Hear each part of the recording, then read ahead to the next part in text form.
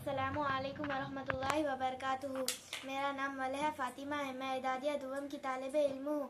میں آپ لوگوں کے سامنے حضور صلی اللہ علیہ وسلم کی احادیث پیش کرنا چاہتی ہوں۔